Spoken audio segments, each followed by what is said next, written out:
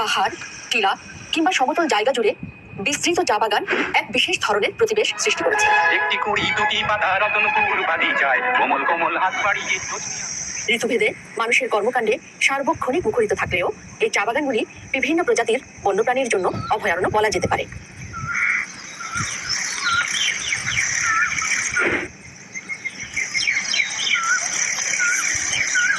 মনে রাখতে হবে, আমাদের প্রাকৃতিক বন পরিবর্তন করেই এই চা বাগানগুলি তৈরি করা শুরু হয়েছিল আজ থেকে প্রায় 250 বছর আগে।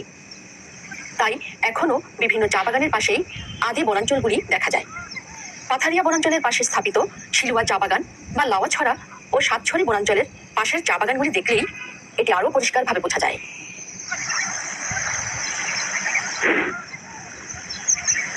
আদি বনাঞ্চলের অংশ হওয়াতে এই বিস্তৃত চা বাগানগুলিতে এখনো দেখা যায় নানা প্রজাতির বন্যপ্রাণী। বিভিন্ন বিরল প্রজাতির বন্যপ্রাণী এখনো টিকে আছে এই চা বাগানগুলিতে।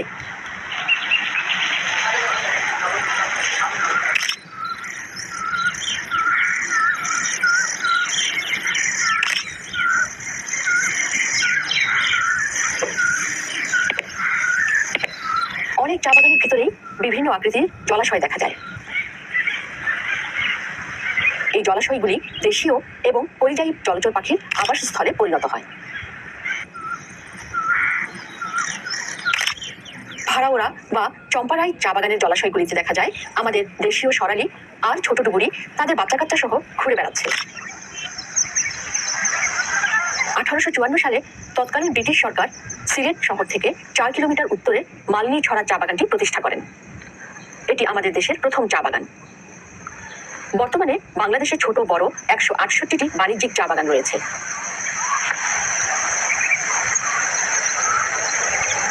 এই চা বাগানগুলির মোট আয়তন 1,13,087 হেক্টর বা 2,80,000 একর। প্রতি বছরই বাড়ানো হচ্ছে বাগানের আয়তন। 2 পাহাড়ের মাঝের ভ্যালিতে নার্সারি করে উৎপন্ন করা হয় চায়ের চারা, আর নতুন নতুন পাহাড়গুলিতে সে চারা লাগানো হচ্ছে। বাংলাদেশের বেশিরভাগ চা বাগান সিলেট অঞ্চলে অবস্থিত। চট্টগ্রাম, রাঙ্গামাটি, খাগড়াছড়ি ও পঞ্চগড়ে অল্প কিছু চা বাগান রয়েছে।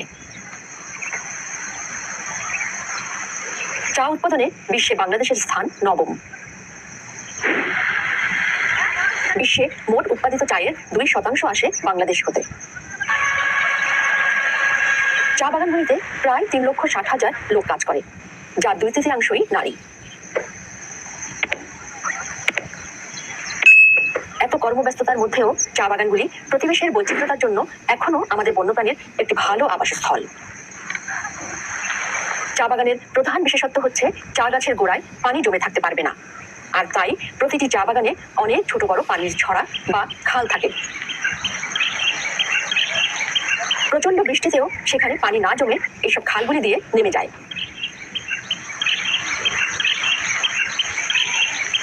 ফলে প্রতি বছর বর্ষাতেই খালের পাড় আর পাশের টিলাগুলোর মাটি ধসে পড়ে।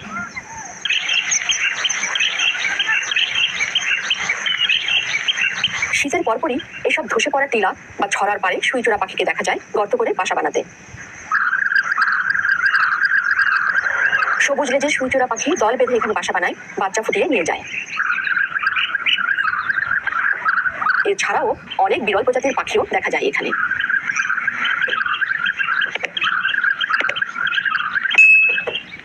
শরতের শুরুতে এসব খালের পাড়ে কাশবন দেখা যায়। স্থানীয় পর্যটকদের আকর্ষণে পরিণত হয় এসব চা বাগানগুলি। ছনপাড়া বা কুরমা চা বাগানের মতো বেশ কিছু চা বাগানের ভিতরে নলখাগড়া আর ছনের ছোট ছোট ঝোপঝাড় আছে। ছড়ার পাড়ের এসব ঝোপঝাড়গুলি বিভিন্ন বিরল প্রজাতির পাখির নিশ্চিত আবাসস্থল।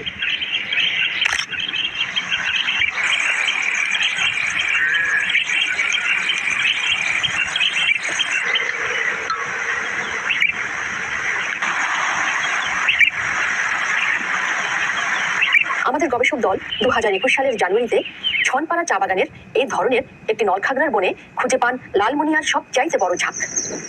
লালমনিয়ার এত বড় ঝাঁক আমাদের দেশে সাধারণত দেখা যায় না। চা গাছের উপযুক্ত বৃদ্ধির জন্য নির্দিষ্ট পরিমাণ সূর্যালোক এবং বৃষ্টিপাতের প্রয়োজন হয়। আর তাই রোদের প্রখরতা থেকে রক্ষা করার জন্য মাঝে মাঝে কিছু কিছু বড় গাছ রাখা হয়। গাছের মধ্যে করই, শিলকরই, আকাশমণি, রেনট্রি সহ বিভিন্ন শিম জাতীয় প্রজাতির গাছগাছালিতে চা বাগানে একটি সুন্দর পরিবেশ তৈরি হয়। এই গাছগুলিকে ছায়া বৃক্ষ বা ইংরেজিতে শেড ট্রি বলে। এই গাছের পাতা ছোট ছোট আর রসালো হয়।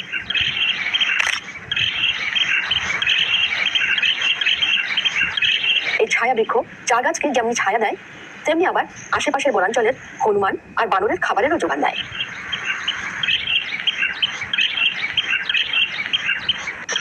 এইসব গাছের কচি পাতা মুখ পোড়া হনুমান আর চশমা পরা হনুমানের খুবই পছন্দ।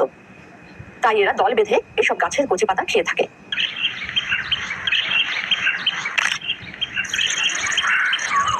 পাতি হুদহুদ সহ বিভিন্ন প্রজাতির পাখিরা চা বাগানের ছায়া বৃক্ষে বাসা তৈরি করে।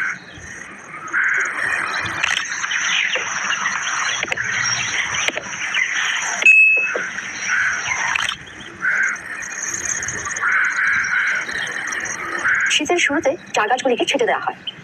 এই সময়ে বেশিরভাগ ছায়া বৃক্ষের পাতা ঝরে যায়, তাই পুরো পরিবেশটাই বেশ রুক্ষ থাকে। বর্ষার শুরুতে নতুন পাতা আসা শুরু করে, সম্পূর্ণ পরিবেশই পরিবর্তন হয়ে যায়। চারিদিকে মনোমুগ্ধকর সবুজের সমারোহ দেখা যায়।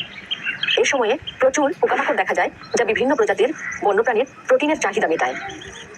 আর তাই রেসাস বানরের বড় বড় দলগুলিকে দেখা যায় বনাঞ্চল থেকে বের হয়ে চা বাগানে ঘুরে বেড়াতে। কোনো কোনো দলে 100 থেকে 150টি পর্যন্ত বিভিন্ন বয়সের রেসাস বানর থাকে। সারাটা দিন এই বানরেরা ঘুরে বেড়ায় চা বাগানের এক প্রান্ত থেকে অন্য প্রান্তে। চা বাগানগুলোতে অজগর সহ বিভিন্ন প্রজাতির সাপও দেখা যায়। এসব চা বাগানে সকাল থেকেই দলে দলে নারী শ্রমিকরা আসতে থাকে চা পাতা সংগ্রহে। এরা বিভিন্ন দলে ভাগ হয়ে এক এক অংশ থেকে কচি পাতা তোলা শুরু করে। সকাল থেকে বিকেল পর্যন্ত এরা পাতা সংগ্রহ করে, তাই দুপুরের খাবারটাও নিয়ে আসে সাথে করে। সাধারণত চায়ের পাতা তোলার ক্ষেত্রে একটি কুড়ি দুটি পাতা একসাথে তোলা হয়।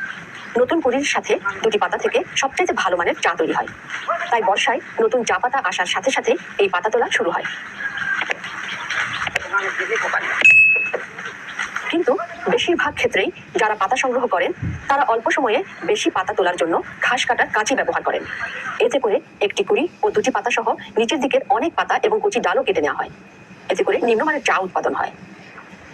চা শিল্প আমাদের অর্থনীতিতে যেমন অত্যন্ত গুরুত্বপূর্ণ ভূমিকা রাখছে, তেমনি সামান্য সচেতন হলে বিশাল অঞ্চল জুড়ে এই বিশেষ প্রতিবেশ আমাদের বন্যপ্রাণীর অভয়ারণ্যে পরিণত হবে। আমাদের চা বাগানগুলিতে কালো ভাল্লুক ও বাঁশ ভাল্লুকের মতো বিরল প্রজাতির উপস্থিতি সেই আশার আলোই দেখায়।